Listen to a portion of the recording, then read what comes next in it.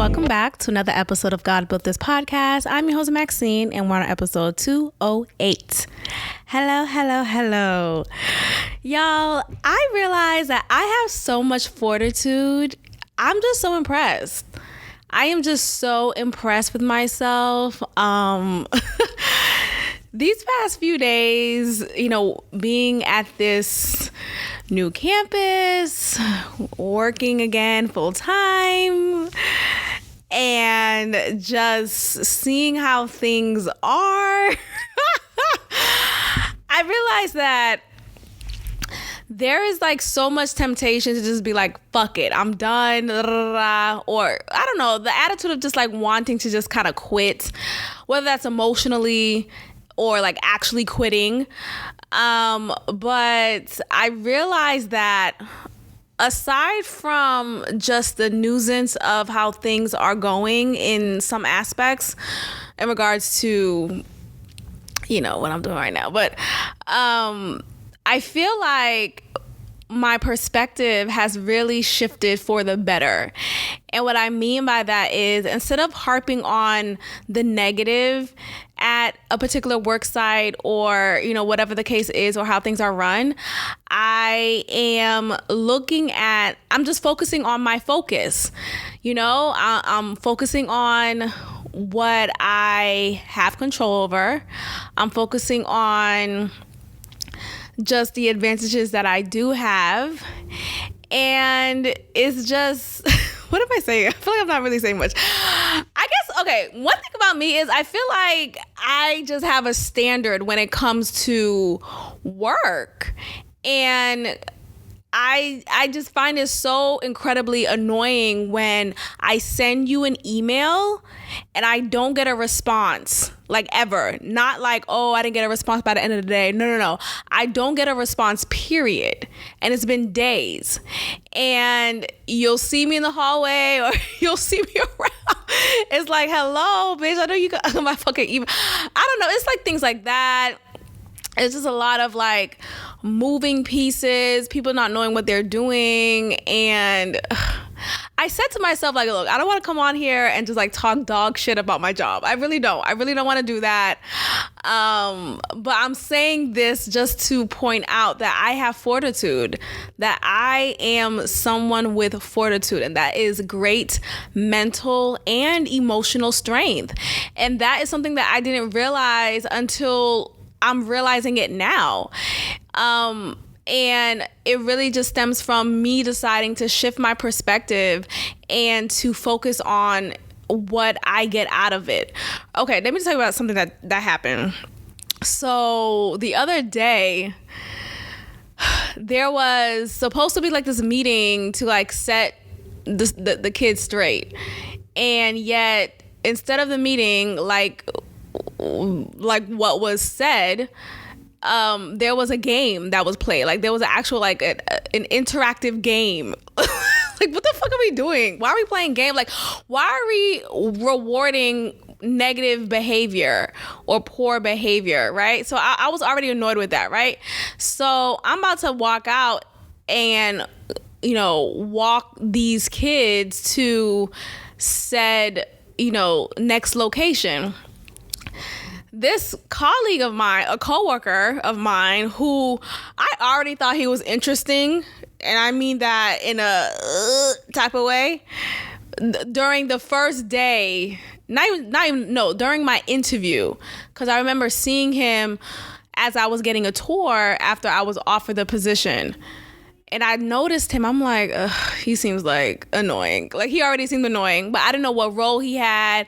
He seems like he's like an ancillary role, meaning like some type of support, maybe like an on-call or resident sub, because he definitely doesn't have his own classroom, nor does he have his set of students, type of thing. So I really don't know what he does, but he's always there. So he's an employee for sure. Anyway, the reason why I say he's interesting with that type of tone is, okay, so he's like a full-on, I don't know if he's a Hebrew Israelite, a Muslim, like, whatever. I respect it, fine, do what you do.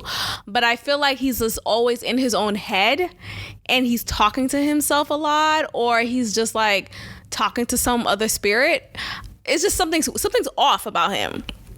And his physical appearance is already just, it's a green thumb, you know. And again, I respect your own expression, right? You have men dressed up as women, so there's that, and that's a whole other conversation that we can have, because that's happening too. God, it's a lot of things that I'm having to face at this new place, where I'm just like, oh, okay, this is what we're doing. And the quitter in me the quitter in me wants to just be like, fuck it, I'm gonna grovel back into my previous campus. But I'm realizing that, look, no, I'm just gonna stick it out. Like, I have to like stick things out and stop like just saying fuck it, you know? And I was also remembering why I wanted to leave the previous location that I was at.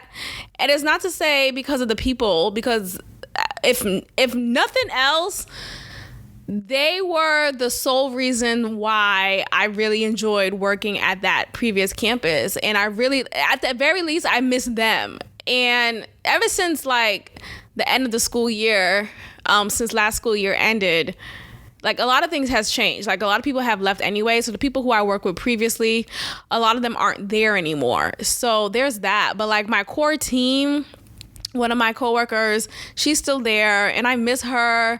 Like we had a great working relationship, and I'm just looking at the team that I have now, and I just don't, I hate it. I fucking hate it. I fucking hate it. I think it's just because a lot of people are just new in their positions, new in the role, you know, not just new on the campus, right? Not just new at this location or at this organization. They're new at the job, period. And, you know, one could say, well, Maxine, this is a great opportunity for you to, you know, demonstrate your leadership, you know, all the things that you've been saying that you've been wanting to do, right? Demonstrate your leadership abilities and all these things. And yes, that's true. I just, I don't know. I just feel like I wish I could control everything. You know what I mean? Like, I wish that it didn't have to be like, there's just a lot of things that I wish were different. And you know what? One of my new coworkers, she actually, because I said something to her, I was like, yeah, I noticed something, you know, this and that. She's like, yeah, we don't really have that together. We don't really have, like, she was naming a lot of things that needed improvement. And I was shocked. And I was like, oh, that's interesting. And she was like, hey, maybe you could be the change that we need. You know, maybe you could be the change. And that is something I probably needed to hear that. And it's still obviously sitting with me because it was impactful. Like, okay, I could be the change needed, but I also don't want to come off like super like braggadocious. Like, y'all should listen, I'm the change. Y'all, I don't know. But it's just a lot of things that are done are just, I just don't, why are we doing like this? At the bare minimum, I just feel divided because, and I'll probably mention it too, because I'm gonna have a meeting with a coworker tomorrow. But anyway, like there's this divided ass spirit at this place where everyone is just like in for themselves. There's no community, there's no unity, there's no team, family, one team, one fam. All of that rhetoric that I knew previously is no longer an experience that I'm having at this new place. And granted, again, like if I were to go back to my previous place, there are still a lot of changes. So it's not like it would be exactly the way that I left it or anything. But I'm also realizing in my fortitude that change is constant. Like that's the one thing that you could count on. You could count on change. You know, like I know we like to create routines in our life and we like to have systems in place and structure, but there will be change. Change is inevitable and it is a constant. Like we can't change, you know what I mean? And that's something that I am just settling with more and more. Like, damn, like regardless if I think, I'm in control, if I were to just like leave and go back to my previous campus, that mindset is not going to help me, because I'm going to experience change there as well. And it's still like, what I'm saying is nothing is going to be exactly how I may picture it or as I want. And I just, honestly, going back to my previous campus, a part of me is annoyed with that, because I had a coworker who was on the same like level field as far as role wise, and she was a newer employee. She was fresher. I had more years at the school than she did, and now she's in a leadership position, and essentially if I were to return to that campus, she would be over me, and like over me in a sense, like in the role. And I just feel like, nah, bitch, fuck you. Like, I don't have anything against her type of thing. Like, we don't have beef or anything. But I also just feel like, on principle, like, the fuck? No. Like, how dare you? I'm not okay with that.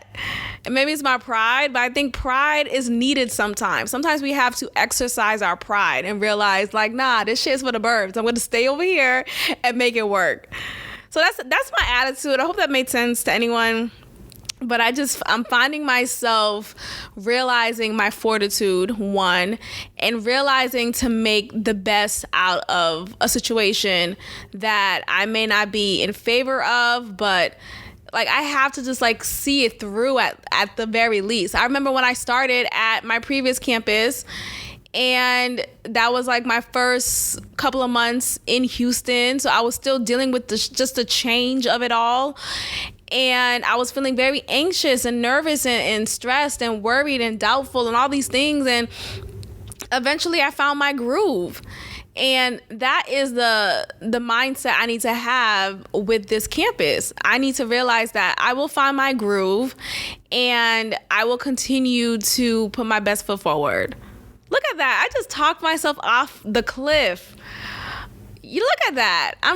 See the fortitude, y'all. But seriously, the fortitude. Anyway, let me tell you about the coworker who I was talking about, who I think he's a Hebrew Israelite. I don't know. He's something. Hotep, Notep, whatever. You know, I respect it. It's fine. Anyway, he came up to me. He was like, "This is not a school. This is not a school." And the way that he speaks very emphatically, and very much so that he just needs a soundboard. Like, what I mean by that is there's no two-way conversation happening here. He just wants to get some shit off his chest. And I realized quickly, because in times when I was trying to speak my speech and share my opinion, he was cutting me off. He was still on his rant.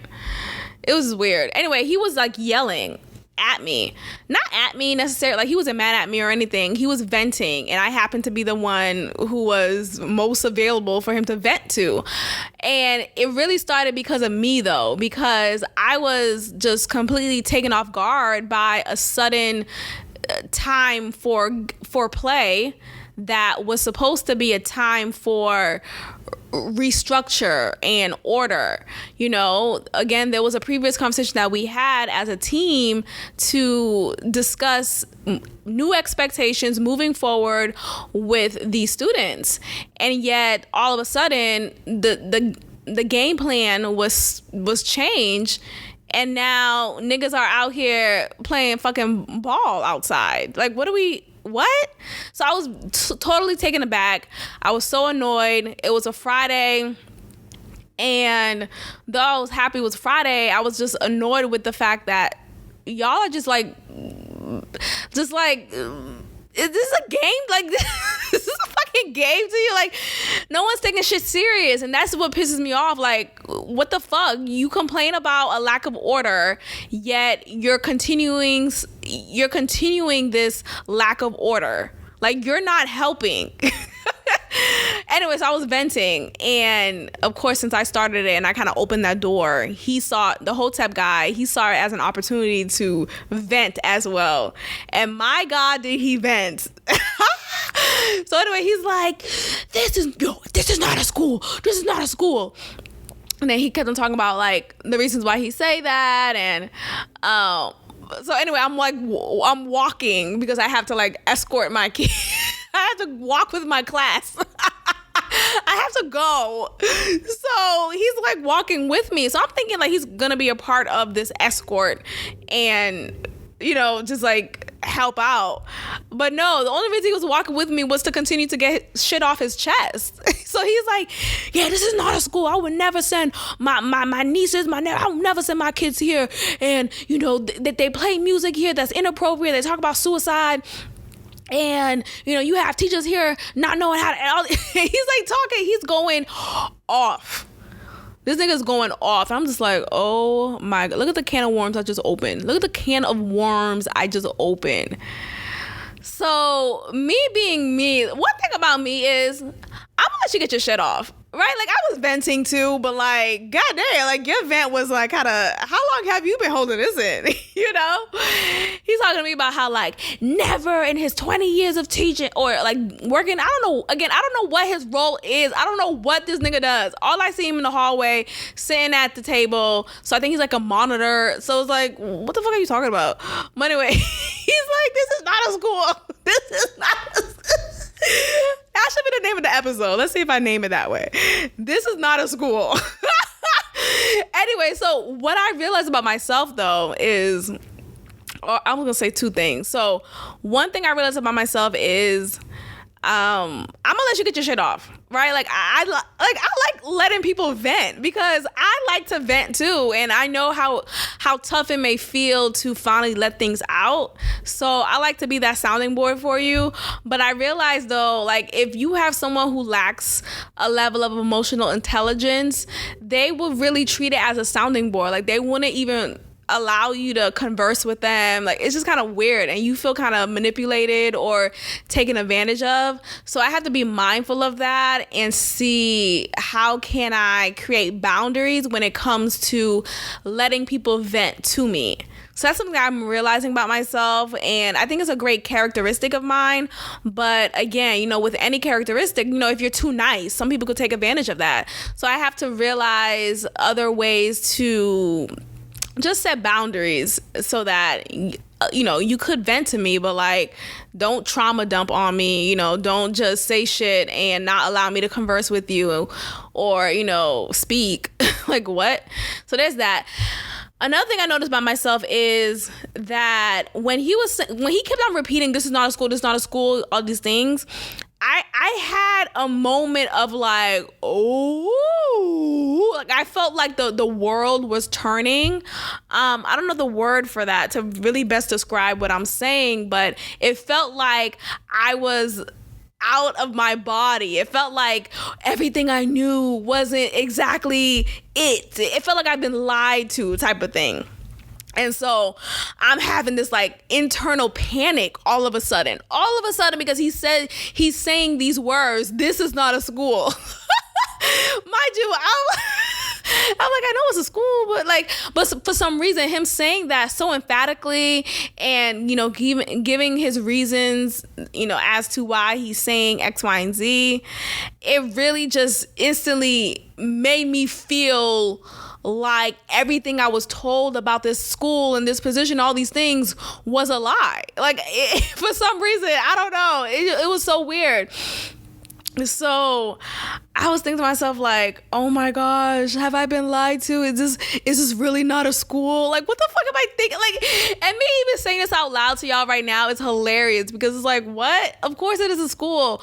But what I took from that allowed me to go down this like internal panic road was, you know, I think being that, you know, the way that the school was founded, or the initial founders being, you know, two white men, and I think the way that it started off may have been humbled, you know, but I think throughout time, corruption comes in, just like with anything.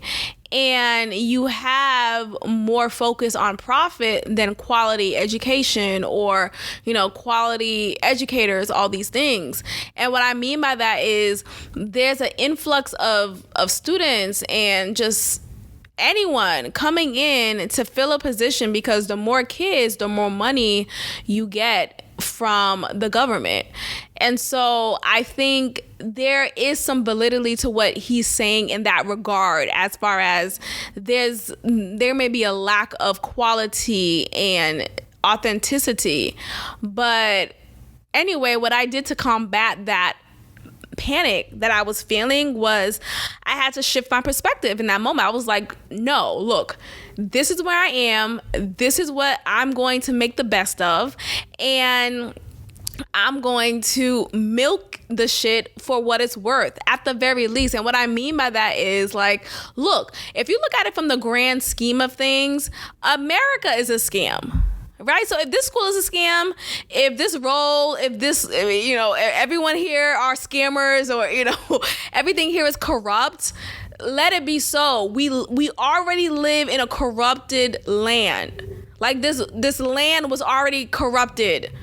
We were told for so long that Columbus was the one who founded America, yet you had, Native Americans and Black Americans who were already here on this land, who already created their own structure and infrastructure and all these things, but that wasn't taught to us when we were younger. So I say all that to say, everything is a fucking lie anyway. So if I'm already living in this lie, if I'm already, operating in this fucking scam, well, let me go ahead and operate in it then. For so long, I've come on this podcast and I've said, I hate scammers. One thing I hate is a scammer. Oh my God, why do people scam? Why do, all these things? And look, at the very base of it all, yes, those feelings are still accurate, but I'm shifting my perspective, and I'm realizing that we have to scam.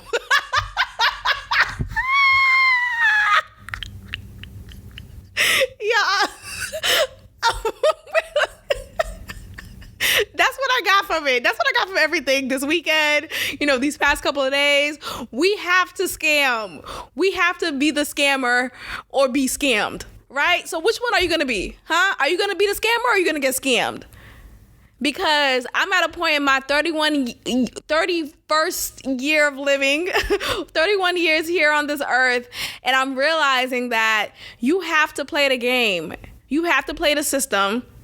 You have to realize that it's a dog-eat-dog world out here. But no, it's really about, just, you got to play the game. And for so long, I've been very humble and just authentic. And it's not to say that I can't continue to be that. But what I'm saying is, even if I may be in a position where the grand scheme of things aren't being done authentically or, with this genuine spirit, I can still make the most out of it. And I think that is my idea of playing the game, because I'm playing in this game it's involuntarily, but I have to play in it, right? I have to play in it in order to survive, in order to live the life that I want to live. So I have to play in it. So while playing in it, I'm going to do my best to milk it for what it's worth. I'm going to take advantage. I'm going to put my best foot forward. I'm just going to make the best out of it. So let's make the best out of this game. You know what I mean? So anyway, I'm just really adopting more of that mindset. I typically am not the teacher who brings work home, or I haven't been lately. I remember in my earlier years of teaching, that was really me. But I have brought some work home just the past couple of days, just because, or this past weekend only, simply because I'm trying to get ahead of the game so that I could finally get into the groove of working smarter and not harder. And that was what I was doing at my previous campus. I was working smarter, not harder, and I was doing exceptional work, and it was great. I was in my groove. Everything was great. Like, everything was running well, and it was great. But, I had to realize that, look, at this new campus, things aren't going to be run the way that they were at my previous campus. And experiences that I had there may be different here. And I would just have to find my new footing and my new groove. And at the very least, I'm going to just plan ahead, work ahead to feel more comfortable to where I am, and work smarter, not harder, and all the. Anyway, I know what I'm doing now as far as my mindset and my perspective shift. Everything's a fucking scam, and I just feel like I just had an aha moment. And hold on. And apparently the case is exactly how the show turned out. Okay, my bad. So anyway, I'm working smarter, not harder, because this is not a school. This is not a school, and I'm okay with it, because one thing about it, I'm getting a check. Okay, I'm getting perks, I'm getting benefits. I have all these things that I am using to my advantage. So that is my focus, and I'm putting my best foot forward. Like, I'm serving quality education to the classes that I have. So anyway, that's my perspective on it. This is not a school. Speaking of scammers, let's talk about the New Orleans mayor, LaToya Cantrell, who has just recently paid back her city $29,000. And the reason why she paid them back is the city was in an uproar against her because of months of her using tax money, money from the people, in regards to her travel overseas and her business class upgrades, her first and business class upgrades on the plane. And there was a lot of controversy surrounding her for that. So she decided to put some rest to that by paying the city back the amount that she has used over the past couple of months, which turned out to be approximately $29,000. Now, why? Look, here's the thing with that. I get this whole, I don't know, I feel like we have this, my leader is supposed to be poor, or my leader should never have the right to go on vacation, or all these things. Like, bringing it back to the church real quick, for so long, this idea of wealth, of social status, of material things on pastors and people of the church, it was seen as just a frown, because how is your pastor driving in with a Rolls Royce while the congregants are barely making it to church, barely rubbing $2 together to make tithes? And I feel like with cases like that, when it comes to the church, or like mayors, presidents, politicians, like, we have this unrealistic expectation for them. And it's one thing if she was using the money from the city in fraudulent behavior, right? Like, and the money was supposed to go towards community centers, homeless shelters, after school programs, stuff like that. But it's another thing that she is doing all these things, and yet you're still mad at her for flying first class. Like, I don't know. I just feel like, really? Like, did she really have to pay y'all back? Like, do you really want your mayor to sit in, next to the bathroom on the airplane? I know. Like, and I get the whole, like, well, I'm your employer, essentially, right? Like, the idea is that I'm your boss because I voted you into this position of power. Therefore, who told you to fly first class? Me. I did. I told me that. So I don't know. Maybe I'm just tripping. Maybe I'm not being humble enough, but I just don't feel like it's a big deal. I don't know. But shout out to her for paying back her city.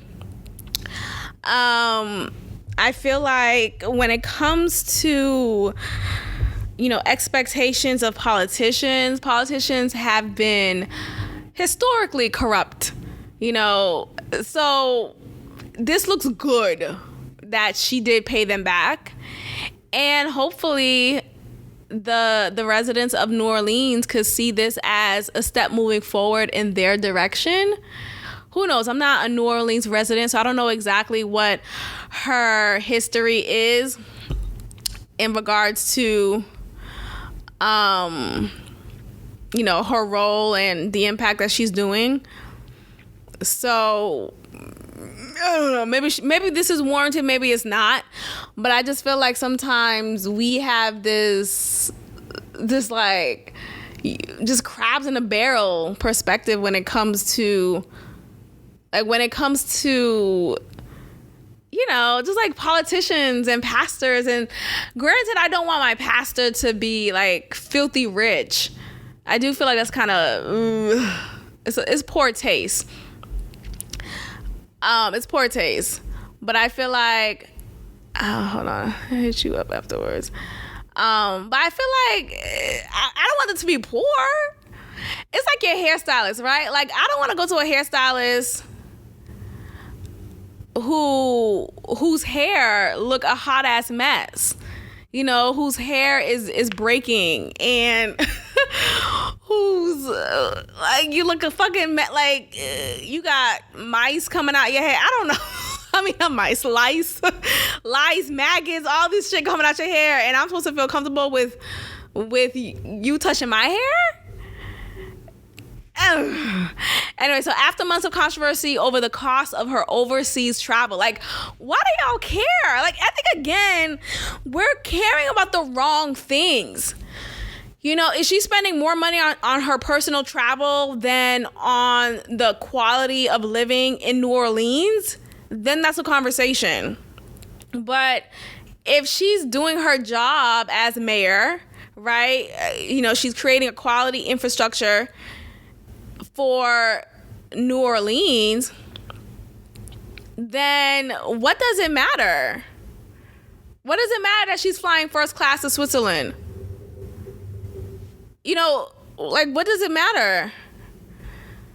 Anyway, so after months of controversy over the cost of her overseas travel, New Orleans Mayor LaToya Cantrell has repaid City Hall for about $29,000 in first and business class flight upgrades.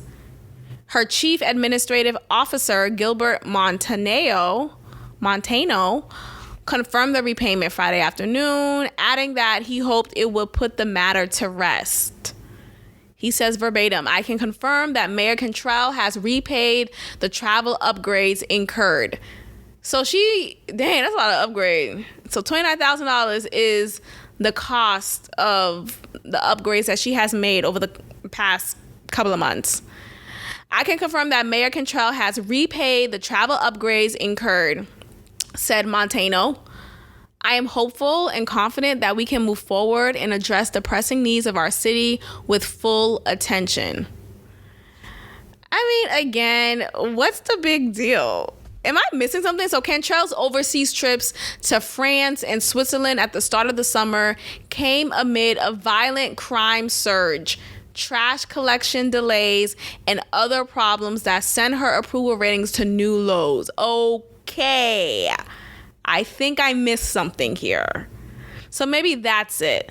So the times when she should have been in New Orleans fighting the good fight or doing whatever she could to to fight against violent crime surges and trash collection delays and other problems in New Orleans, she instead went on trips to France and Switzerland. And I'm assuming these trips were for leisure and not for work.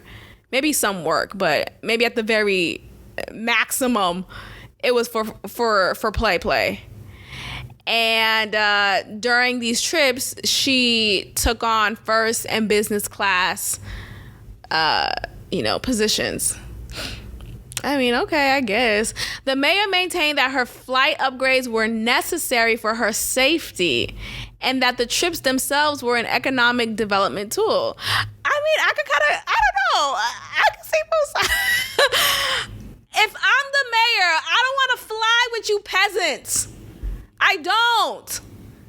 Shit, like, if that's the case, I would have figured out, well, let me get a jet.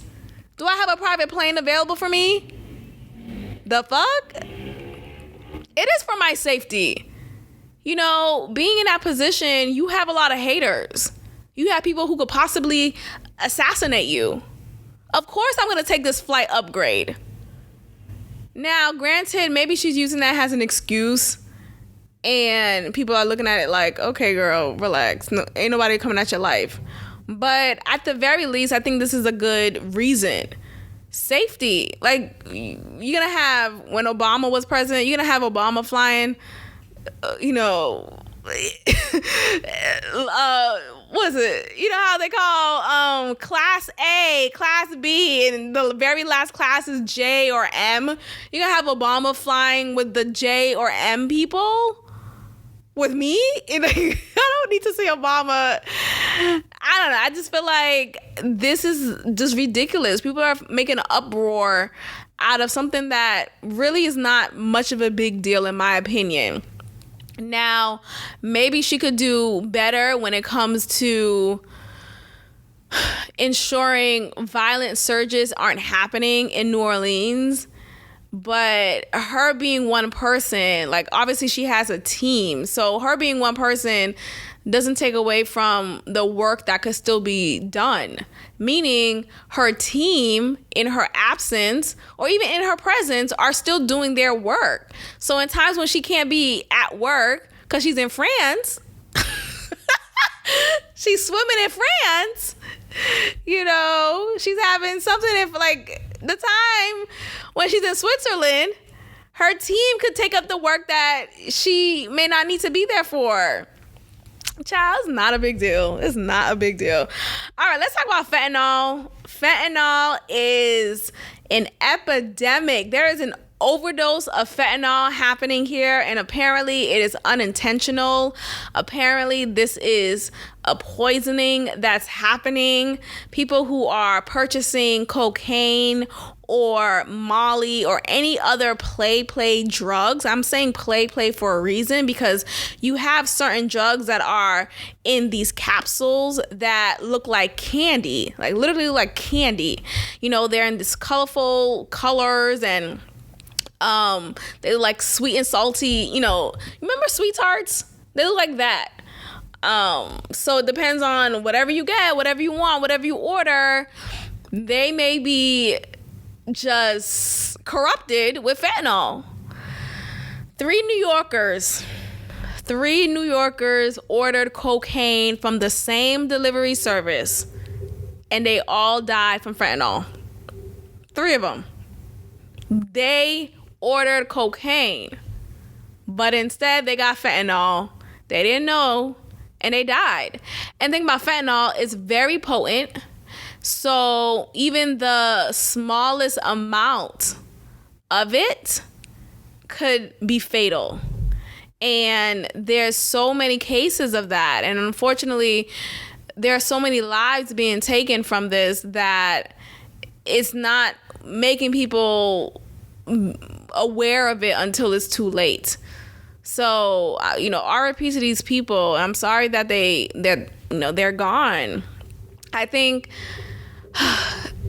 sometimes people like to say the obvious message here is just don't do drugs. Just don't do drugs. But that's not realistic. People do drugs.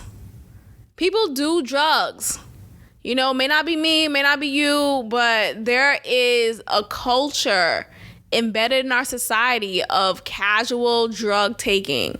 Now, you may not be an addict. Some people may not be addicted to cocaine when they take it, and they're able to take it recreationally, right? They could take it just the weekends, right? Or only on holiday, only on vacation. But there are other people, and there are people who may be addicts, but they're functional addicts.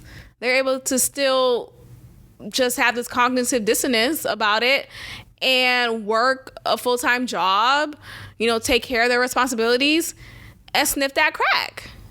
So remember that guy I talked about episodes ago who's a professor, black man, he has locks, and he's talking about how he does heroin. I think it was heroin. That was the drug of choice. He does heroin, and he's like, I don't see the problem. And he does it every day. He said it makes him a better person, a better husband, a better father. I don't know if he has kids, actually, but it makes him a better person nonetheless. And I'm like, nigga, what? But he has the privilege of saying that because the way that he takes heroin is it is in a controlled environment. And what I mean by that is I think he's a scientist. And he knows the chemical, and he knows the amount to take, and he knows what he's doing, rather than someone off the street or just a regular old Susan who just wants to have a good night out, who doesn't know the calculation in this chemical component. And next thing you know, she had too much and her heart stopped. So I think overall, when you have the privilege of being a scientist and knowing exactly what you're putting into your body, knowing what is fatal and what is not, it will work to your benefit. So I guess it's understandable for him to be like, heroin is fine, I recommend it. But not everyone has that privilege. Not everyone is a chemist. Not everyone knows what the fuck to do. And they could die. But let's talk about fentanyl. So this case is very freaky because a lot of people are dying from this, and I don't know what it will take for us to be more mindful of fentanyl. But is that being idealistic? Because we can't come forward. We can't approach it with just don't do drugs, because no, people are doing drugs. People are taking cocaine like regular. So there are people out here who are smoking fentanyl. I don't know how you would, maybe you smoke it, maybe you sniff it. So there are people who take fentanyl as well. And maybe they don't have the experience of dying from it. They're able to still take it in a manner that is suitable. Oh, I can't access it. What happened? I hate when you get a link to an article and it says you gotta pay to read the rest. But anyway, you have these 3 New Yorkers who are all regular people. They're professionals. One is a lawyer. Who else? One is these are regular people. And they probably just take drugs. They probably took cocaine recreationally from that point and decided to order from the same delivery service. And unfortunately, that was the end of their lives. Now, what I've learned also, shout out to the JRE. There was a guest on there. I think it was Dr. Phil, actually. So Dr. Phil was on the JRE, and he was talking about how Snapchat. Remember Snapchat, y'all? When I was in college, Snapchat was the shit, but I've been stopped using Snapchat. But anyway, people are still using Snapchat, and apparently it's used in a manner to simply order drugs. And it's not an outright, hey, does anyone have cocaine? It's not outright like that. There's a code that people use. And the code is certain emojis. So certain emojis represent a specific drug. So there's a candy wrap emoji that's in our phones, and that could represent, maybe cocaine or Molly or whatever. But there's specific emojis that is for a specific drug. And for some reason, or however, like, I don't know how you even know who is the delivery person, but the dealers, they're on Snapchat. And whoever was this dealer, I don't know if he was aware that his service was fentanyl and not cocaine or whatnot. I don't know what's going on, but I blame China. Okay? Because the first time I heard about fentanyl, I heard that it came from China and they're trying to take us out. So this is a possible case of that. And I just really, I don't know how to approach it, you know, because again, we can't say don't do drugs. We just can't, we can't say no, Nancy Reagan. We can't say no. Niggas aren't saying no. You have this culture that we're in which it is encouraged to do drugs. Like, you're seen as a weirdo for not doing drugs, you know, and I add alcohol to that, right? Like, if you decline a happy hour, if you decline drinking at a happy hour, but you just want to hang out with your peers, you're seen as a Debbie Downer because, oh, you don't want to drink? Come on, order a drink. Come on, order another one. No. And you saying no suddenly stops the fun. When it's like, why? You could still drink. You could drink. But if I choose not to, doesn't mean that I'm a Debbie. I just don't want to drink. It's going to trigger my physical pain, you know. Anyway, so I don't know. So anyway, we live in a culture where drug use is normal. It really is. Now, I don't have the experience of seeing people around me recreationally using drugs as far as like cocaine or sniffing stuff like that. Weed, yes, that is more acceptable. But I am aware that there are groups of people who do sniff a little coke every now and then. I haven't seen it from my own eyes, but it's around me, y'all. Like, it's around. There's someone in my circle or there's someone near me in my 6th degree of people who is a coke user. Anyway, I say all this to say, like, we are closer to coke than we realize. And I just want us to be careful. Like, know your delivery guy. Why is everything a joke? No, but seriously, know your delivery guy. At the very least, I'm not going to say don't do drugs. I'm not going to, because like, we're not going to have a real conversation, right? It's like me telling niggas who smoke all the time to just stop. Like, what? I'm addicted. What do you mean? Like, no, that's not gonna happen. I mean, go to therapy, go to rehab, but like, the whole just stop, like, oh yeah, sure, sounds good, let me just go ahead and stop. That's unrealistic and it's actually laughable. Like, why are you even saying this to me? Like, are you even listening to what I'm going through?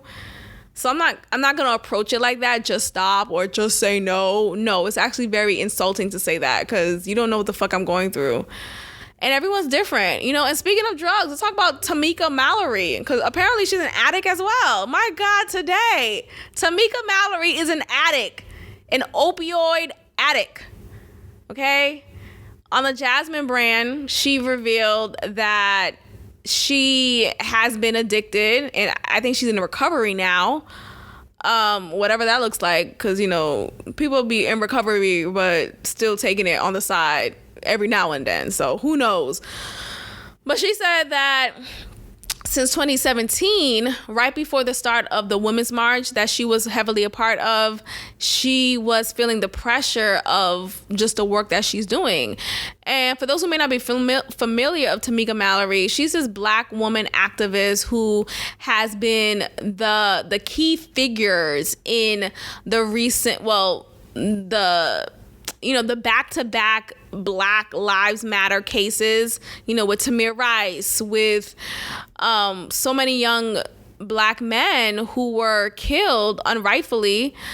And she was the focal face of the movement of finding justice, of speaking against it.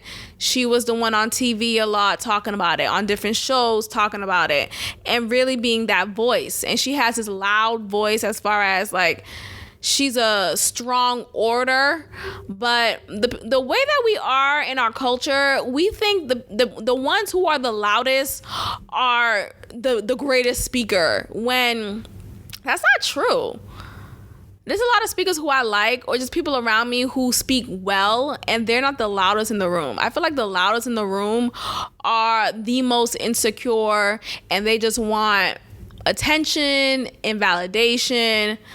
But anyway, so she is an orator, and she has gained much success and notoriety since 2017.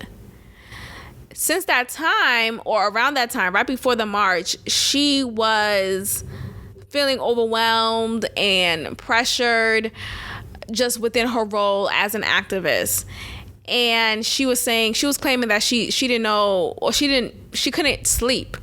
Sleep was not coming to her easily, and she confided into someone about it. That person, whoever that person was, we don't know, introduced her to Xanax. So she took some Xanax, and it wasn't really doing the trick. She went to her doctor, asked for a prescription. She took the Xanax, and it wasn't doing enough for her. Like, she wanted more. The doctor couldn't or wouldn't prescribe her with more. You know, shout out to that doctor for not being like, remember that show from Dope Sick, you know, from on Hulu. So shout out to that doctor for not being corrupt. But anyway, so the doctor said no. She ended up finding somebody else on the street, an actual drug dealer, you know, a street drug dealer at the very least, and got in contact with some opioids.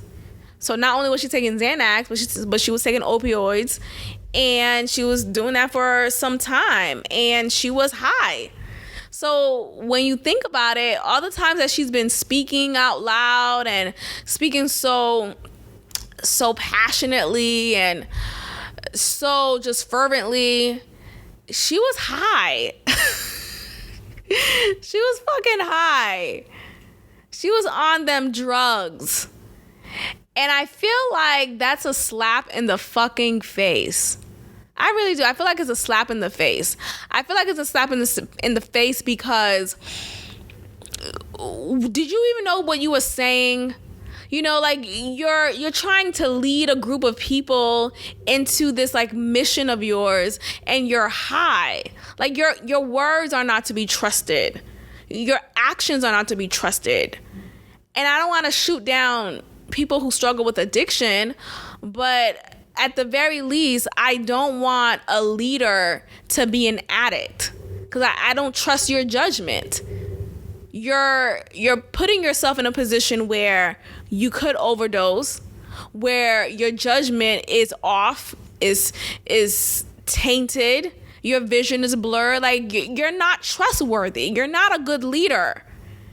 So I'm supposed to just acquiesce to you because you know how to speak emphatically when you're on The View, or, you know, when you're on these black shows, on The Breakfast Club too. Like, I seen her on The View the time when I, you know, used to watch The View, but I just remember all these moments of hers, and I'm looking at it now with a fresh set of eyes because of her revelation that she has been addicted to drugs since 2017. So, bitch, what? Like, who are you now? And granted, she's, you know, she may be in recovery now, and that's the thing with addiction. It first starts off as a choice, but it becomes a chemical situation, meaning even if you don't want to take it, your body is in need of it. You have introduced it to your body for so long that your mind has literally created space for this drug. If you don't feed yourself with this drug, your mind will play tricks on you. Your body would play tricks on you. And now you're having to deal with the consequence of withdrawal. So what's easier than dealing with the withdrawal is to go ahead and go back to that drug. So that's the thing about these drugs and just being addicted is it's more than just, oh, it's a choice. It starts off as a choice, and then it becomes, nah, I really can't stop. My body it won't let me stop. And that's the unfortunate thing about it. So I feel, and granted, like, she wasn't like a leader of mine necessarily, you know, and even during that time, you know, during the height of Black Lives Matter, she wasn't, like, I wasn't really pulled into the manipulation of the whole system. Like, I followed it, but she wasn't a mama. Like, you know, I don't look at these people like, what the fuck? I don't know you. So, but either way, like, I feel like, again, you have these scammers. You got Black Lives Matter being a scam, and then you have her scamming us with her high ass. The fuck? So I just find that very insulting. I do hope for her to stay in recovery, though. I do have a heart for that, of course. Like, I don't want you to continue to throw your life away. And who knows? But apparently, I don't follow her on Instagram or anything, but apparently from what I'm reading in comments is that there's always pictures and videos of her, recent ones at that, of her partying. She's always in a picture with a drink in her hand, or she's always at a gathering, you know, at a big gathering in which it's a party. It's a good time. And so the temptation of being high again and frequently is present, and it doesn't seem like, according to the comments that I'm reading, it doesn't seem like she's creating an environment for herself to stay away from those drugs. It doesn't seem like she's creating an environment for herself that is conducive to her recovery. So I say all that to say, I don't know. I don't know if she's someone that anyone should still look to as a leader, as someone who they could trust in this movement. And I feel like the movement has died anyway, now that it has been revealed, the fraud, you know, the fraudulence of Black Lives Matter, the corruption of funds, and all of that. And she was also saying how she was feeling the pressure of having to always speak for, you know, speak in the media and speak in explanation for the accusation for, you know, fraudulence. So she never addressed the fact that it has been confirmed that the money and the, you know, all the funds that they acquired was not used appropriately. Anyway, she's a fucking druggie, and I just find it to be deplorable. I am just taken aback. I think it goes back to the fact that everything you have just a scamming ass culture that we're in, y'all. Like, my mind is just blown because of how much of a scamming ass culture we're in. And it's up to you to decide, do you want to be the scammer or do you want to get scammed? Right? Or do you want to play the game or do you want to get played? If you don't like the word scammer, I get it. I don't really like the word scammer. Y'all know this. And I don't necessarily want to be a scammer myself, but like, if you're a part of a system that may be scamming people, essentially you are a scammer as well. But you have to find a way to make the best out of it, because this opportunity is affording you a lifestyle, you know, is affording you opulence, is affording you just survival. So, you know, this whole I'm better than everyone and I hate scam, I don't know, I'm shifting my perspective. I feel like at the very least, I'm just gonna milk opportunities that present themselves to me and that come my way. Scamming ass motherfuckers. All right, y'all. Let me go ahead and end it here. Thank you so much for listening. I appreciate every listen. And I will check in with you guys next time. Peace. Thank you for tuning in to another episode of God Built This Podcast with your host, Maxine. If you liked it, leave a review, share, and subscribe. God bless.